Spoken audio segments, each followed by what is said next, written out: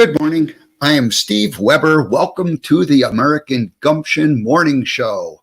We are broadcasting here on the Spirituality Gone Wild network, soon to be a powerhouse. More on that coming up as the year progresses, but lots of exciting things with Spirituality Gone Wild and the team that I'm working with, to make all of this happen. So thank you very much to Spirituality Gone Wild. And again, I appreciate that they have been with me since day one. All right, so I am broadcasting also on the American Gumption YouTube channel and the American Gumption YouTube page. We do this live Monday through Friday, and I've done 5 days a week throughout the first 5 months, all of 2020. But what we're going to do in 2021 is we're going to start doing about 4 days per week, and I'll just vary that as the weeks go by, figuring out what my schedule is and what other commitments and obligations. So that brings me to this week's schedule, and I did not have a guest scheduled for tomorrow, and I have a meeting in the afternoon that I need to go to. So I'm going to go ahead and not do a broadcast. Now I don't have a best of show to run in its place, but that will be coming up as as time goes on and I get a little better organized than having that. So anyway, we're not going to do a live broadcast tomorrow on Thursday, January 7th, but I'll be back on Friday. I have a guest. Friday, Doug Nielsen is going to join us, and Doug and I are going to talk about the life and philosophy of Viktor Frankl. And Doug is he was the president of the National Speakers Association Mountain West chapter back in 2011, and I became a board member that year. So Doug was the first president that I served on the board with him, and he gave us the book, a book, Viktor Frankl's book. And so anyway, I invited Doug to come on, and we're going to talk about Viktor Frankl's life and times. All right. And remind me during the monologue to mention Viktor Frankl, because it's completely relevant to what I'm going to talk about in the monologue. All right, so the monologue is going to be a Forrest Gump monologue. It happens, because it happened to me this morning, and so I'll tell you all about that. It's going to come up in just a minute. Now, our guest today is Deana Brown Mitchell, and she has a story that is very much in progress. Some people come on and they talk about their story that they have, for their, over time, blah, blah, blah. But sometimes we have a guest who comes on and their story is kind of unfolding right in front of it. So exactly how this all turns out, we don't yet know. Anyway, that's going to come up. Deana and I will have that conversation. But basically, the short version of her story, the very brief story, is that COVID 2020, March of 2012 hit, and she had to do a quick pivot. She ended up, shutting down her business, or stopping the activity of her business, which was in the hospitality industry, and so that, and then started a nonprofit. Anyway, we'll talk about how this all unfolded. And so, it happened to Deana, and she had to decide what to do next. All righty, so that's that. All righty, now let's see here. The monologue. Let's go ahead and just jump right into that and get this. Let's just get this show right on the way. Yes, and we have Subhash joining us. I'm thinking he's from India, but I'm not 100%. Love, only love, spiritual, wild love. We love that. Thank you. Yeah, Spirituality Gone Wild. Thank you for joining us this morning. All righty, now it happens. So I have been staying at my sister and brother-in-law's house for over a year now, getting ready to go out on the road. But then, of course, last year we decided to just stay put and started broadcasting regularly from here. So we ended up getting a milk coffee maker not so long ago. And initially there was a little bit of figuring out how to make it work and this and that. And we all kind of, there's no specific assignment, but different people jump in and make the coffee for the night before. It's on a timer, so last night I make the coffee. I put the whole thing together, fill the coffee pot, turn it on. Everything's perfect. Everything is perfect. So this morning I come down and the coffee pot wasn't put underneath of the coffee maker. So the grounds were in there and the water was in there and it was all turned on. But when it went on this morning, it ended up making a mess. And, so I come down this morning to grab my cup of coffee that normally takes about a minute to get the coffee because it's already made. It's been turned on, and I just put a little creamer in there, and I'm good to go back, start preparing for the day. And so I ended up spending about 20 or 25 minutes just cleaning up a mess that of course I ended up my own fault, my own doing. So anyway, it happens. Sometimes we have great intentions, but stuff happens. So now, fortunately, I kept my cool. I didn't overreact, and I just was like I wasn't happy. I wasn't like, oh, goody, I get to clean up. But it was more like, all right. And it made me reflect on, over the years, there would be a time when I wouldn't have behaved the way I behaved this morning. I would have kind of done a freak out and been very annoyed and mad. And, the whole time I'm cleaning up, I would have been in a negative energy cycle, thinking, why did this happen? You stupid guy for not putting a coffee pot underneath there, and I just kind of, going through a bunch of negative energy.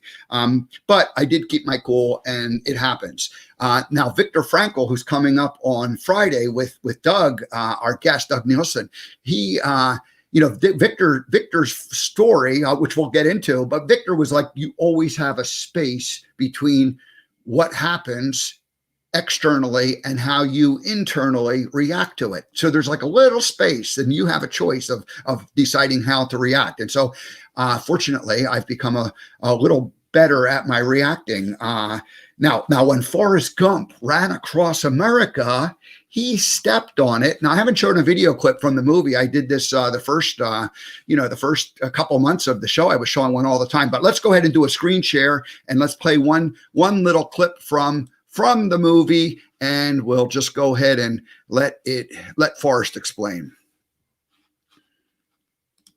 Sometimes it happens.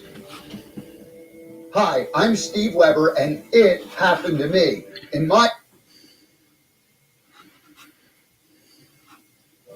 Sometimes it happens. Hi, I'm Steve Weber, and it happened to me. In my case, it was looking like Tom Hanks and working for the Bubba Gump Shrimp Company for 15 years as their Forrest impersonator. Today, I'm introducing scene 67 of 94 of the greatest scenes from the movie Forrest Gump to celebrate its upcoming 25th anniversary.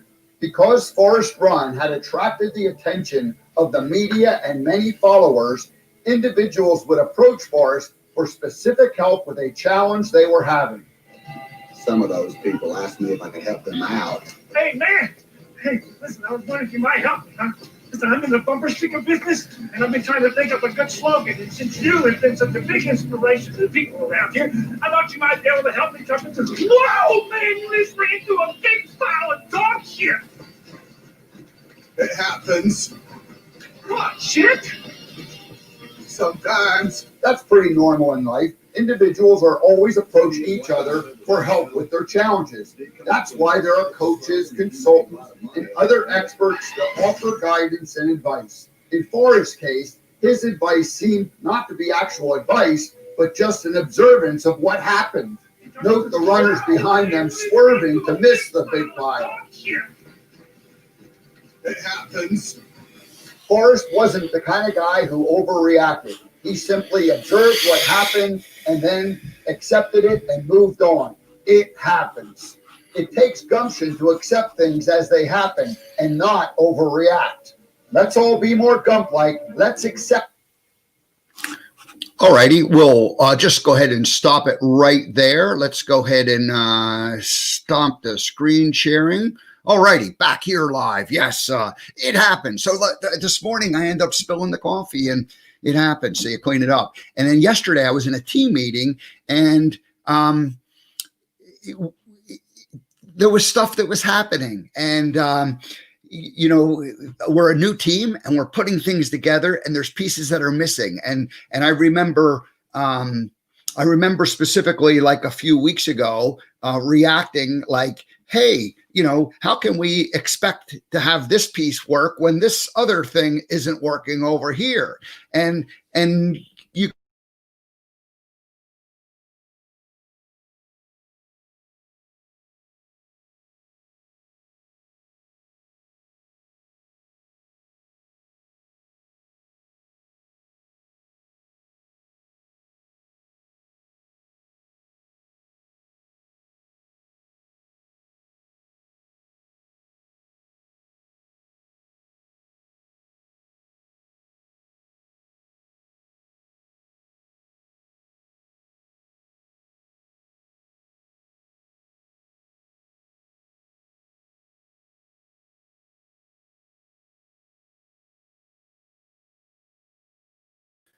There we are. Now we're back. Now I think I'm back in here. Alrighty. I don't know whether that was live and that was interrupted or if I was a blank screen, but let me just continue. So I was saying that I was in a group meeting, and I'm sure you've been there where something goes on and you're like, this isn't working the way we talked about, and so you kind of go into this blame or like making yourself right and saying like, I knew this wasn't the way, blah, blah, blah, blah, blah. That's kind of a story. So that happened. Well, what happened was I ended up two of the other team members immediately reached out to me after the meeting, and we acknowledged that there were pieces that weren't working, but in both cases, we ended up making a positive energy where we said, okay, we got to fix this. And so, with one team member, we worked on one particular problem, and another team member, we worked on another problem. So rather than go, hey, this isn't working, and just sort of like a big thud on the table, like this isn't working, we're saying, okay, here, now this isn't working, but here's what we're going to do about it, or here's what we propose we do about it, and we'll take it back to the team and we'll see how that goes. And so anyway, so when so back to the coffee thing, when it spilled, like it was like, do you want to throw a bunch of negative energy into it, or do you want to, put positive energy into it? And when, in the team meeting, when things, when you realize that it's just not working the way it needs to work, do you want to put negative energy into that, or do you want to put more positive energy into it? And when Forrest Gump stepped in it, he just said, hey, it happens. And, the other guy was surprised, and he took the inspiration and he made the bumper sticker that went on the truck that ended up in the car crash. Perfect symbology there. All righty. So again, and what we're going to talk about on Friday, Viktor Frankl's, his whole idea that you always have a choice on how you want to react to something. There's always a little tiny bit of space between, what you observe and then the way you end up reacting or acting, reacting, let's just say reacting to it. So you can react where you're not conscious, or you can react, or you can choose to act where you are doing it out of a consciousness. And so that's a little bit of a maybe a stretch, but not really, a segue into our guest who's in the studio ready to go. And back in March, she had a choice because COVID hit and kind of changed everything for her. And so she had to make some choices. So we're going to hear about that. So let me welcome our guest into the studio. March, she had a choice. Oh my gosh, there she is. Hello, Deana. I can't hear you. So she had to make some choices. So she's listening. She's listening to the broadcast on her other station. Just turning that down. I caught her off guard, bringing her in. Can't hear you. Hi there, Deana. Sorry, Steve. I can't hear you for some reason. So you are listening to. I don't know why. Hold on one second.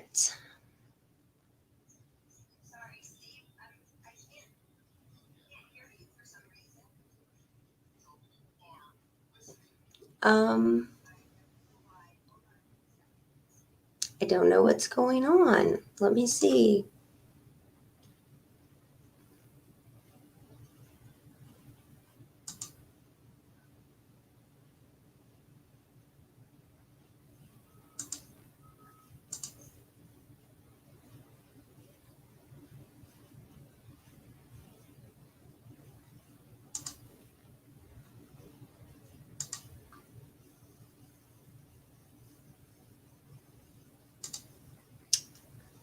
Okay. Can you hear me?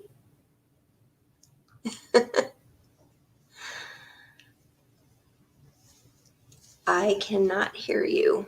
And I don't know. I'm sure it's something I'm doing wrong. I just don't know what it is. um,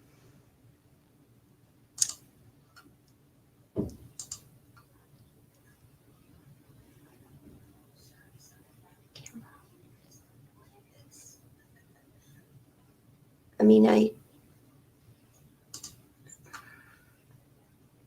set up a new camera yesterday, but I didn't do anything with my microphone.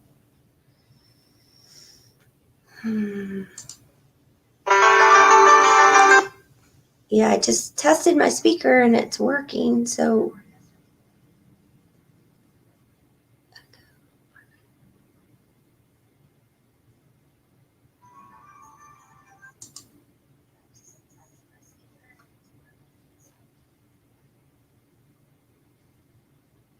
I am so sorry. I don't know what to do.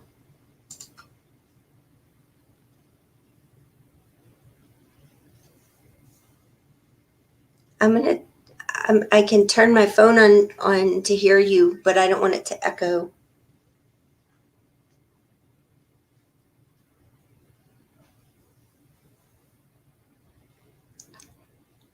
I can turn my phone on to hear you, but I don't want it to echo.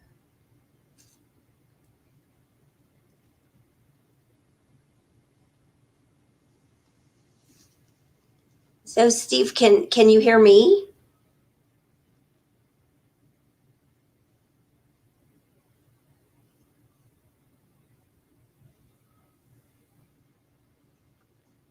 Steve, can you hear me?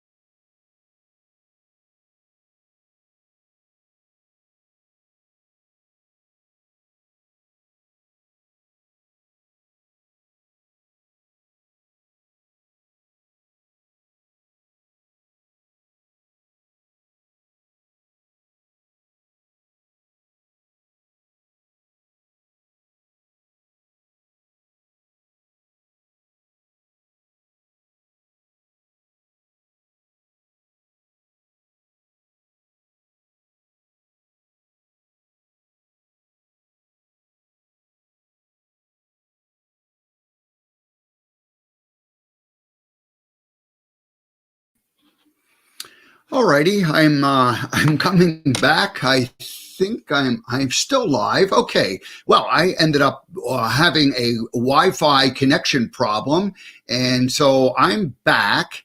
And I hope I'm back. And I see Deana is ready to go. So we're going to pretend like we just have had a beautiful, smooth transition. Obviously, it happens. I set the intention, and it worked out perfectly this morning. Can Good you hear morning, me? Deana. Good morning. Thank you for having me. We obviously had a little malfunction there. I'm glad you stayed put and are ready to go. Were you hearing the show like broadcasting normally up until the point where we dropped out, or was it intermittent the whole time? I was listening to it on my phone and I heard most of it. There was a couple times that your screen froze for a minute. Yeah, we're having problems here. So it's okay. So were you able to hear earlier before I brought you in, or was it, tell me about what was happening that way, just so I kind of have an idea of where we're going with this. Yeah, I heard most of it. Okay. Most of it, meaning it was a little choppy? I don't know. It wasn't choppy. It was just that you froze for a few seconds, I think twice. All righty. Well, good. Well, let's hope. Let's keep our fingers crossed and see if we can't get through this. And if we continue to have problems, well, the worst case was we'll just decide that today's not the right day to do it and we'll reschedule it. But let's see if we can't get into this. So, sure. So, well, okay, let me do this. Let me read the bio and tell people who you are. And then we'll play a song, because we always have a song. The first time a person appears on the show, we like to have a first time song welcoming theme. How's that sound? Sounds great. All righty. So Deana Mitchell is an entrepreneur, mental health advocate, and co-author. She started her entrepreneurial journey at the age of 14, and she has enjoyed a 3-decade-long career in the hospitality industry. As the president of the newly formed Genius and Sanity, her mission is to help entrepreneurs and business owners reach their potential and thrive. She says, be your best self, balance your genius with your sanity. The focus is to find a balance in career success and whole self-health. In March of 2020, Deana founded the Realize Foundation, which is dedicated to creating awareness around mental health, specifically depression, anxiety, and suicide ideation. There's a quote that she has on her LinkedIn page that I liked, and I wanted to read it. It says, it's by Henry David Thoreau. I'm a big Thoreau fan. It says, go confidently in the direction of your dreams. Live the life you have always imagined. Go confidently in the direction of your dreams. Live the life you have always imagined. So, Deana Brown Mitchell, welcome to the American Gumption Morning Show. Thank you so much. And I'm going to go ahead and play this song. Let's hope it plays and streams, and we try to welcome our first time guests with this song each time.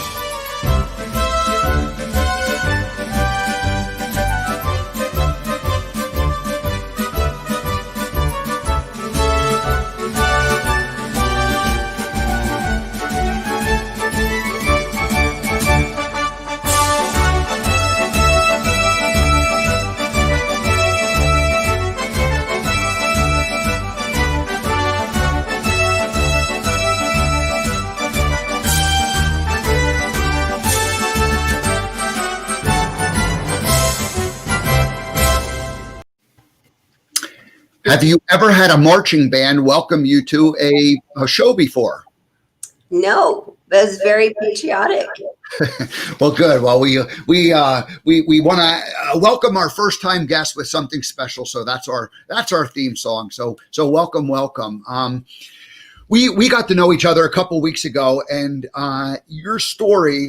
And as I described it briefly at the very beginning, it's one that's kind of still in motion, because you back in March, you were in a board meeting with people from different countries or some kind of a team meeting, and you're ready to bring a whole bunch of people to Colorado and have them participate in an event that's going to come up. You're going to show them around the mountains, or maybe they're going to go skiing. They're going to do all this fun activity. You're going to show off the great state of Colorado, and COVID, it happened. COVID got in the way. What happened over the next, 4 or 5 days, or first that 24-hour period, and then the 4 or 5 days after that kind of really shifted your direction?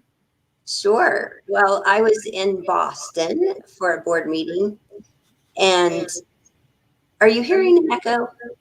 I'm okay. It sounds okay on our side, but Okay, it's just me. but, but I our, was, our internet is definitely weird. So I'm feeling weird today too. So it's not working perfect. it's okay, no worries. I was in Boston at a board meeting. Oops, we're having lots of problems today. Sorry, one of my It's legs okay. fell. Anyway, I was in Boston at a board meeting on March 10th through 12th. And I got home very late on the night of the 12th to Denver. And I woke up the next morning and the whole state and most of the country was closed down. And we had a large group from Europe that was arriving like a few days later. And, it was just a kind of a struggle to figure out what to do and talking to them and seeing what was going to happen, so obviously everything ended up canceling, and it took us weeks to kind of figure it all out with all the venues we had booked for them and everything. So it was an interesting experience to say the least, and definitely something we had never, we had dealt with cancellations before, but nothing like that. And so about 4 days later, on March 17th, I laid off my team because we lost 7 figures in a week. And I think that, we're not alone. Our industry is still hurting. And hopefully we can get back to some sort of event soon. But in the meantime, I had been working on a new passion project, I guess you can call it, in my own life. And so I started a foundation, a nonprofit, and applied for my 501c3, I think on March 30th. And I think I got it approved in like 4 to 6 weeks, which is pretty quick, especially with everything that was going on. And so that mission was all about suicide prevention and mental health. And it's something that I had experienced throughout my life, but I hadn't addressed at the time. And it kept coming up for me. And we have talked about this, so I know a little bit of the story. So what's really kind of interesting is that COVID hits, and you have this big business with a lot of people that are supporting these organizations from Europe and businesses, and there's a lot of wheels in motion, and they essentially come to a screeching halt. And you said that it took you a couple of weeks to kind of clean up all the, like the cancellations. And, fortunately, the world understood at the time that, like it was happening to everybody. It wasn't like you were just coming in and canceling for no good reason. Everybody was under this. And so businesses had no choice but to go, okay, we got to just honor stuff and we got to clean up this. So you clean up that mess. Now there's a backstory though. And, 23 years earlier, you had your own life experience that, that really was buried back there or hidden, or not completely, but it wasn't certainly at the forefront. And you're now using this moment in time to go, you know what, I can clean up this thing from my past. Is that a fair assessment of what happened? Yeah, it had been coming up for me for a couple of years. I had worked on a book in 2018, and I wrote out a timeline of my life. So that was the first time it started creeping in. And then in 2019, I lost a friend to suicide that I had known for 20 years. And I just felt like I had to talk about my own story, and I had to process it for myself as well. So in 1997, I survived a suicide attempt, and I never spoke about it. And I think that it's just so important to me now that I do everything I can to help other people that are going through that, because I for over 2 decades, I didn't know how to get help. I didn't, it was kind of a lot of that was before the internet and before everything was so easy to Google whatever you needed, so the information was not readily available back then. And I think that, there's my theory, and the whole premise of the foundation is that we need to educate humanity basically about suicide and how to prevent it and how to stop the stigma around mental health issues, because there are lots of people in the world trying to do something about this issue, and the majority of them are targeting the person who is actually struggling. But until the people around us, like I call it friends and family, until those people understand something about what this all looks like and means, we're never going to open up and talk about it because we don't think it's safe. And so, for example, I've been married for almost 17 years, and my husband knew something happened in my past, but I had never really explained all of it to him or my parents or anybody. And I think that if I would have known that it was a normal conversation and it was okay to talk about, maybe it would have happened sooner, but that even now that I'm talking to them, it doesn't mean that they really understand, but they're learning how to be supportive and how to have a conversation about it. And I think that's what we need to that's what I'm trying to do, is educate the world about this so that the people who are struggling feel safe and comfortable to talk to somebody. Maybe it's a friend, maybe it's their parent, maybe it's their spouse, but they have to feel comfortable and feel like they're not going to be judged and they're not going to lose their job and they're going to be heard and listened to. And sometimes all you need to do is listen. You don't have to have answers. You don't have to tell them what they need to do. You just need to be there for them and listen. The incident back in 1997, people are curious, but the very short version of it is that you took some pills and you were unconscious, and the relationship you were in at the time, he found you, got you to the hospital, and you recovered, but you never spoke about it. You never, there was no counseling at the time. It was just sort of like, okay, you're okay now, go ahead home and pick up your life and proceed with it. That's the way I heard it. I mean, add another detail or two, or else let's just that's good enough. I mean, it just was a weird situation that, occurred, and yet you didn't ever process it, and there was never any professional help, and you probably didn't discuss it with your parents, and hard to believe that your husband didn't know very much about it. So it was a secret. It was something that you kind of buried away inside. Yeah, I think it was, it was probably a lot of shame.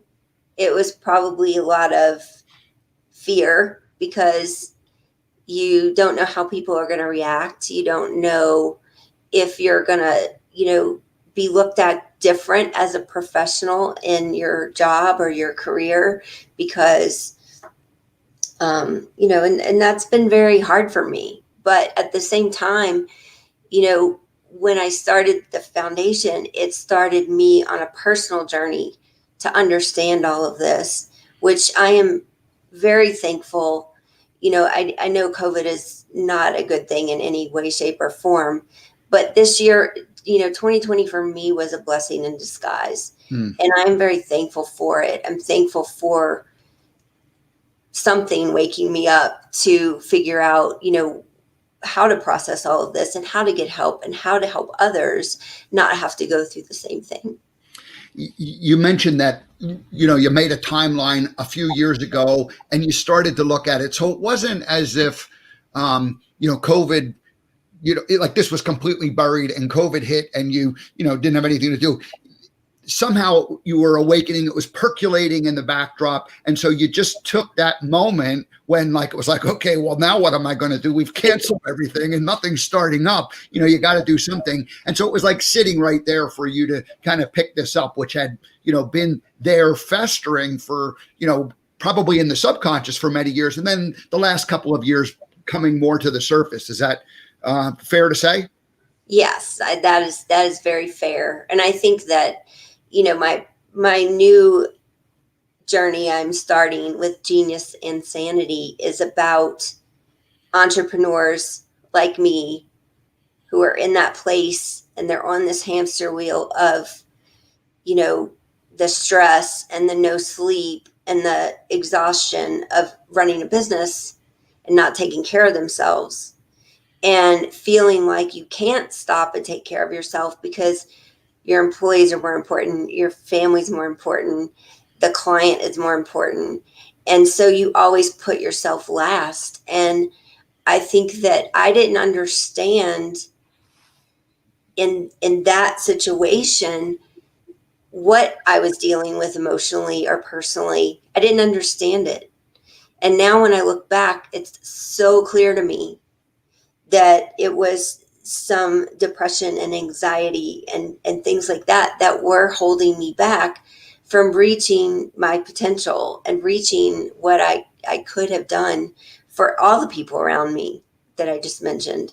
And so I think it's really important, and I think right now for business owners, it is really a hard time because everybody's had to close their business or they're temporarily closed or they can't operate to capacity. They're losing money every day. They can't take care of their employees. And it's really a hard time. And I think that the message I want to get to them is you still have to take care of yourself, because if you don't take care of yourself, you can't be there for others. And if you don't take care of yourself, you have a limited time on this earth, right? Mm-hmm. And if you're not healthy, it's not as long as it maybe could be. So, if you're not doing things to take care of yourself and you're not sleeping and you're exhausted and you're stressed and you're anxious, then there's tons of resources out there. I'm happy to talk to anybody that's in that situation that really needs to figure out, how do I even take the first step? Because I didn't know that. And if COVID wouldn't have happened, I never would have addressed it. I would have stayed on the hamster wheel until I died. And it's just who I am. I've always kind of been a workaholic, and you have to kind of reevaluate things and learn how to have some time for yourself, and you'll be more productive in the end. One of the the phrases we all know when we get on an airplane and they go through the safety precautions. Well, what do they say about the air mask when it drops down? Put yourself on. You put your own mask on, because you're no good helping someone else if you're not healthy yourself, if you're not being able to, in that particular case, breathe, have oxygen. So probably most people, or let's just say lots of people, go through certain types of challenges throughout their life, and develop certain habits that they learn or pick up from their influences as children and family and friends who all mean well, but kind of program in certain types of behavior. And so you have these kind of things that are operating, and then there are certain industries that can not be helpful to that, and the hospitality industry has its own unique challenges. You spent 30 years in the hospitality industry. When I worked for the Bubba Gump restaurant, I saw that hospitality cycle. Can you describe what that cycle is like for people who maybe don't know what it's like, and the way that particular industry doesn't necessarily lend itself to, like finding inner peace within oneself? Yeah, it's I've been in different facets of the industry. So I started my career in restaurants when I was in college, and then I switched over to hotels. So I was in F&B for a while, a short time, like on the banquet side. And then I was in conference services for 15 years. And then I did, I had my own event DMC company for 10 years. So I've kind of seen different sides of it, but I think the majority, in the hospitality world, we're all about serving others. Mm-hmm. And we're all about, making sure their food gets to the table in a timely manner, making sure they have everything they need. And on the hotel side, it's even more, because you're not only feeding them, you're housing them. And then the meetings and events side of it is a little bit deeper still. So, when you are in charge of a conference or an incentive trip and you're in charge of all the logistics for this and making sure that everything goes well and that everybody is safe and healthy and taken care of, it's like your needs come last. And, it's like when you're waiting tables on a busy day and you're so slammed that you don't have time to even go to the restroom.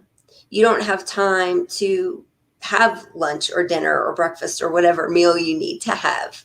So, I used to say when I was in the restaurant industry, I would just drink a Coke for lunch and keep going because I didn't have time to stop and sit down.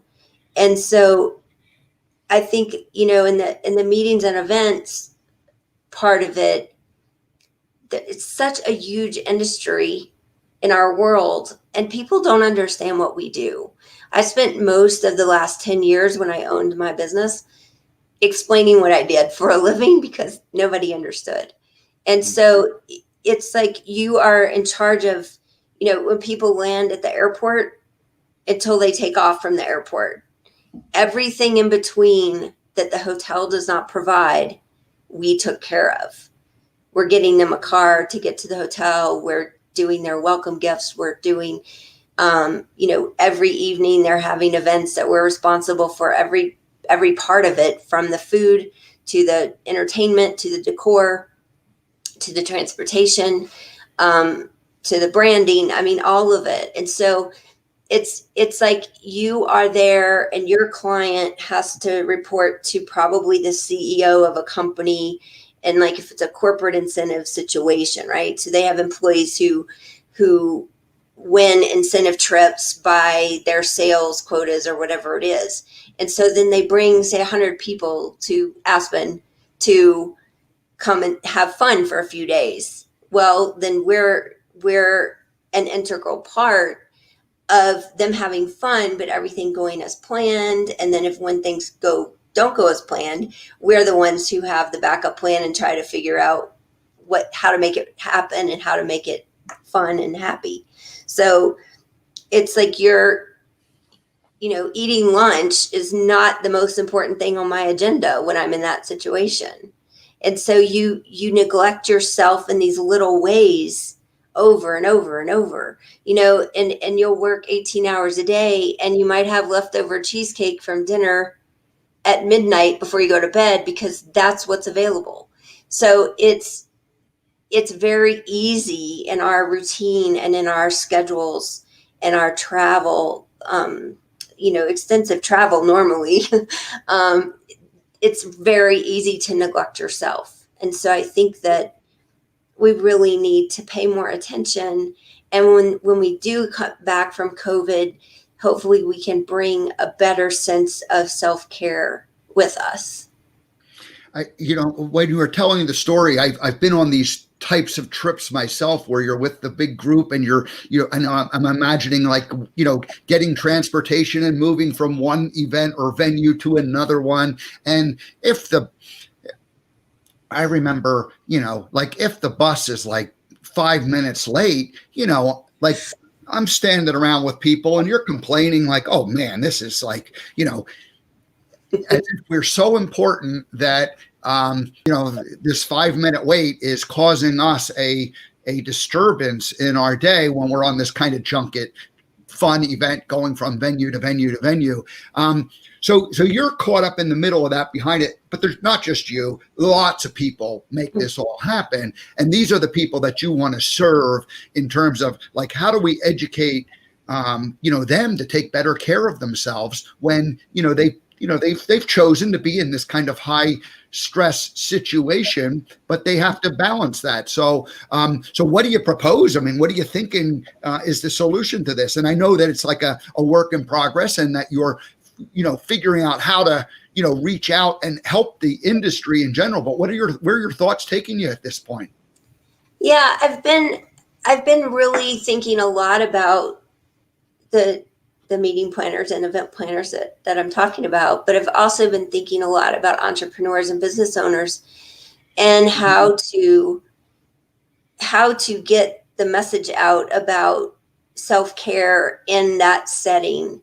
And I think, we talked a little bit about the meetings and events world, but on the entrepreneur side, it's even a little harder because business owners don't really have anybody that understands what their situation is and what they're going through. And when you have a business and like, okay, well, tomorrow's payroll and I need to figure that out, and it's like you could tell your spouse or somebody, but I don't know that they really understand the pressure that you're under.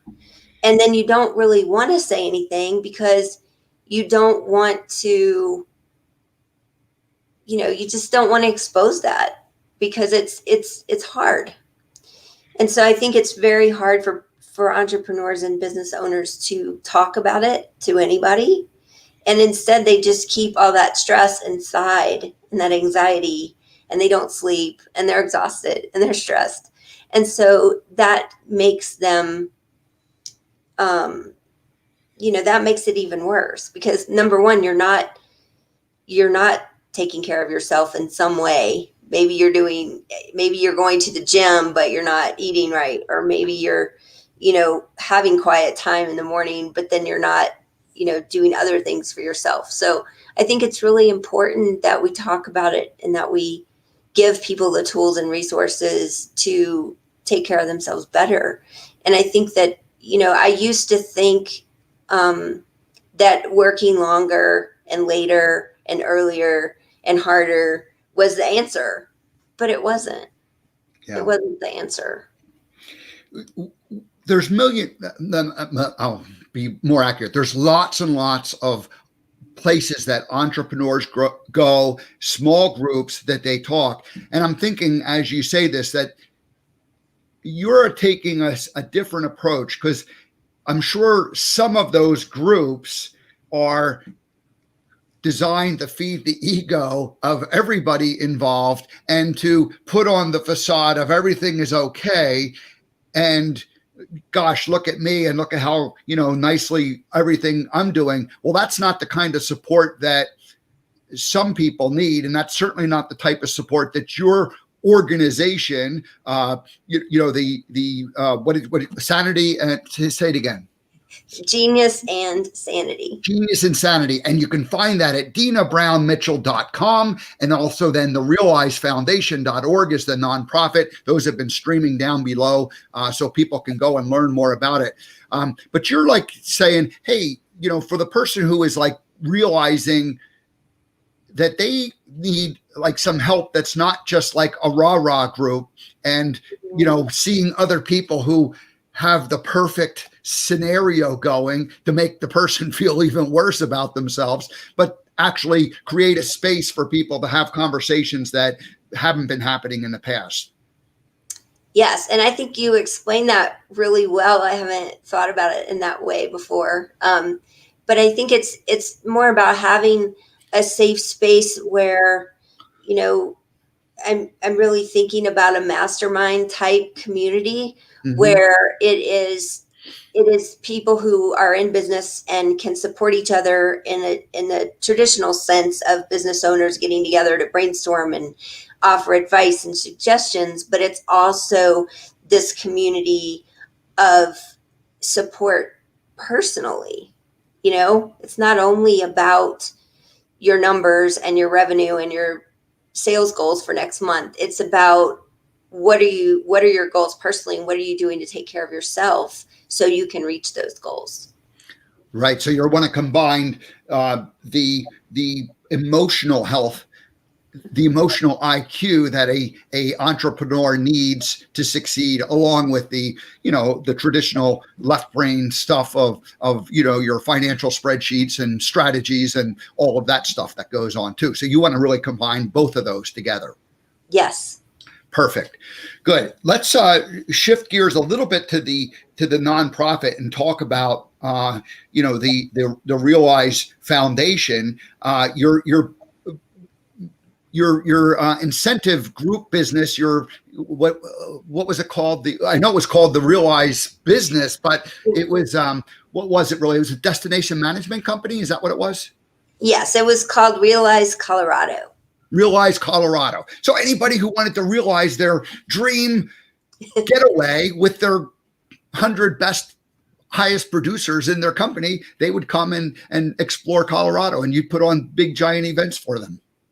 Yes. Yeah. And so the Realize Foundation was kind of the spinoff of that.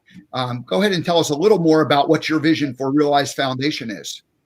Yeah, sure. I think, the reason we named it that is because it was supposed to be the give back side of our corporate business. And we were looking at doing some CSR or corporate responsibility team building offerings that would somehow be educational and creating awareness for mental health issues, and also giving back to the community, but also giving the incentive groups that were coming a way to bond and to have a team building activity. So that was the whole idea behind it.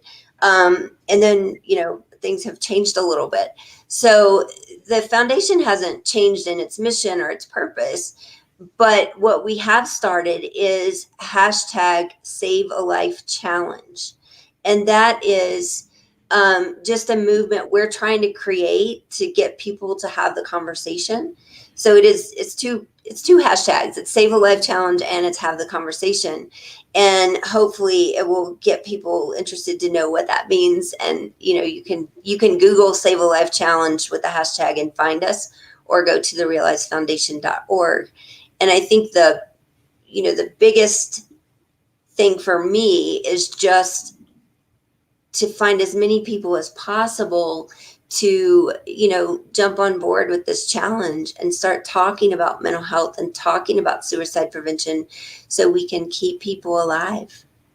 Yeah, that's great. So, well, good. Well, what is next? This has been, this has been a year of disruption. And I like the fact that you took the year and you said it, your words were, it's been a blessing, or it's been, you've made, you were left with a pile of lemons and you said, okay, let's make some lemonade here.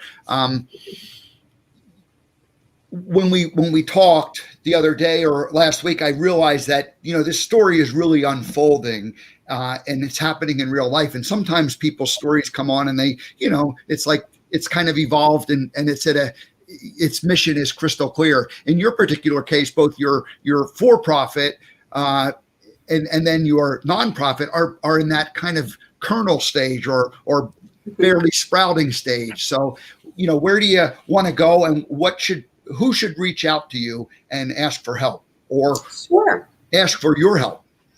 Sure. I think, as far as the foundation goes, anybody who is struggling with depression or anxiety, suicide ideation, or if it's somebody who has a family member or a spouse or a child that needs help, we're doing these speaker panels where we're having panel discussions every 2 weeks on different topics. So we did one in December about veterans.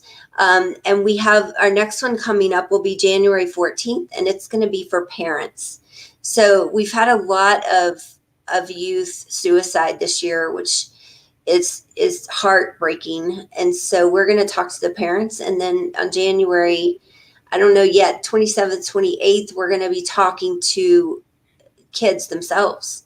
So if you follow our foundation, I'll be actually updating some of that information this week for our next panel, so people can find us there.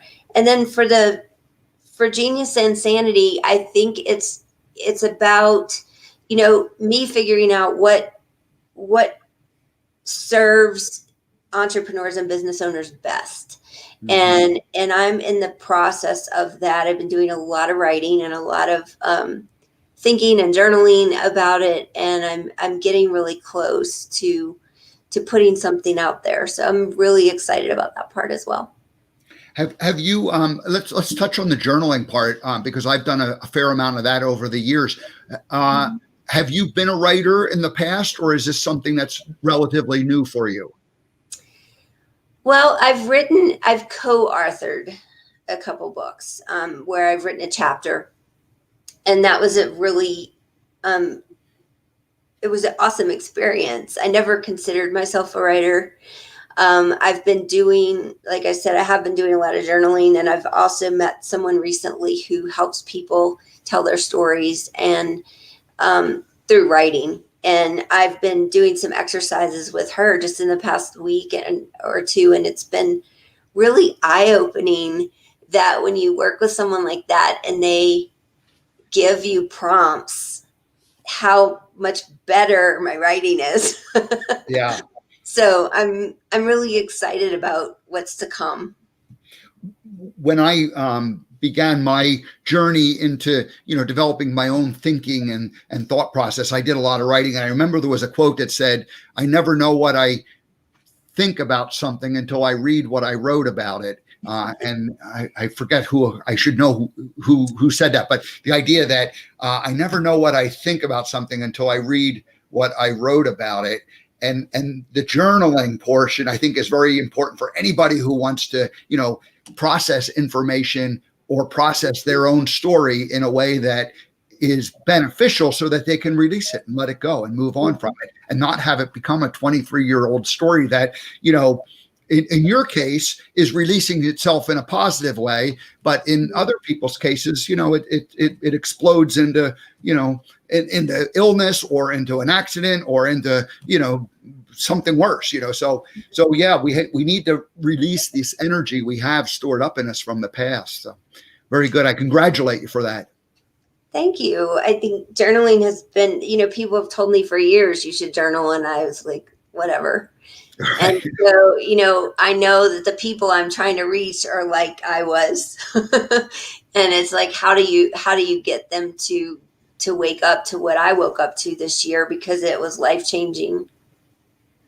So if you are an entrepreneur, and you can reach out to Deana at deanabrownmitchell.com, and that's Genius and Sanity. And really the people that, you're creating a group of entrepreneurs, a mastermind where someone who feels like they need the emotional support in addition to, the hardcore business skills. You really want to combine both of those. And then the Realize Foundation is you want to help anybody who is having dark thoughts in their lives and making themselves, having someone to talk to. Because your experience shocked me when you told me that you get sent to the hospital and they take care of you, but they essentially sent you home, and you never, there was no processing of that. There was no questioning about the family didn't get involved. I mean,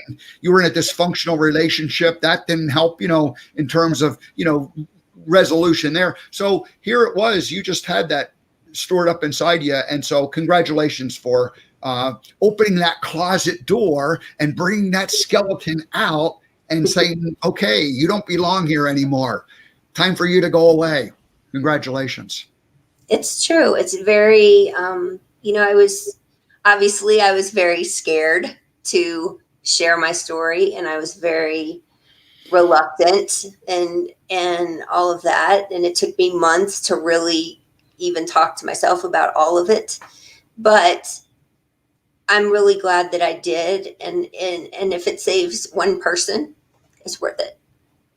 How has your relationship with your parents changed in this last year, where you're sharing this conversation and having this conversation now? It's good. It's good. I mean, they did try to get involved back then, and I pushed them away. So it's been a long journey, and it's definitely been a really good year. And from their perspective, they didn't have the tools back then. They didn't have the outreach to know how to help you. They recognized something was, their daughter needed help, and yet there wasn't the type of organizations that are available today and that you're really adding to and bringing. So it's great that this is becoming a mainstream conversation and you're on the front line helping it out. So thank you so much. Yes, thank you. Any last thoughts as we wrap up here? What would you, what's your immediate goals for, 2021, the next few months? Well, I just keep plugging along with what I'm doing and hopefully help more people. But as far as the last thoughts, I wanted to share that there is no courage without fear. And I'm sure that comes from many places, but I watched the movie Mulan the other night for the first time. And that was kind of the theme of the movie. And if you haven't watched it, you should watch it. But it's really good. And it's, there is no courage without fear. Nobody stands up and talks about stuff like this without fear. And we have to overcome the fear and the stigma and have the courage to speak up so we can help people live better lives all around. Well, thank you, Deana, for facing your fears and for standing up and taking a stand for it. And you're, what you're really doing is you're putting your mask on first. And now your mask is securely in place, and now you're reaching out to help others. So, thank you very much. Good luck. Come back and be a friend of the American Gumption Morning Show as things progress. Thank you so much, Steve. It's a pleasure to be here. All righty. Thank you so much. We'll see you later. Okay. All righty. Well, Deana Brown Mitchell joining us. Her website, deanabrownmitchell.com. Genius and Sanity. That's where you'll find that if you're an entrepreneur who feels like you could use some help. And then if you're just an individual who is having any kind of confusing thoughts about what is happening in your life, reach out to the realizefoundation.org. All righty. Well, thank you, Deana, for joining us. We appreciate that. We all have choices, and I'm just grateful that she was willing to come on, share that story about what was really a challenging year for her, and yet she's decided, hey, I'm not going to sit around and just wait for stuff to happen. I'm going to go ahead and take matters into my own hands. So that shows a high degree of gumption. So congratulations for that, Deana. All righty. Now, I'm not going to do a show tomorrow. I have an afternoon appointment that I need to run out to. And so I'm going to go ahead and just give myself the morning to be prepared for that. In the future, we'll be having best of shows that play. That's not happening quite yet. That'll happen soon enough. All right. Now, Friday, I'll be back with Doug Nielsen, and we're going to have a conversation about Viktor Frankl. Viktor Frankl, his philosophy was that we always have a choice on what we do. There's a space between what happens and the way we happen or the way we act towards that. So that's the philosophy of Viktor Frankl. And Doug is a bit of an expert on that. And he gave me Viktor Frankl's book 10 years ago, and I read it several times. All righty, everybody. Have a great day. I'll see you on Friday, and then we'll see you next week. Enjoy the rest of your Wednesday.